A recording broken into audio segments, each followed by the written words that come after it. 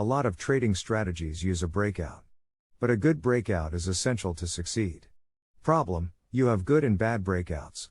Let's see the differences. When trading breakouts, always pay attention to the second candlestick. Price usually like to pull back to around 50 to 78.6% retracements of the first candlestick. The reason behind is to fake out as many buyers as possible to gain the liquidity needed for potential continuation in its previous direction. You can learn a lot more with the Wyckoff theory. But it is another story. And don't forget that this is just an entry tip. This is not going to happen 100% of the time. So, let's see some examples. For long positions, on the left of the screen, there is no retracement. Consequently, this breakout is not strong enough. So, be careful when you see that. On the contrary, on the right, you have a retracement. The second candlestick shows that bears have lost. You can recognize a pin bar.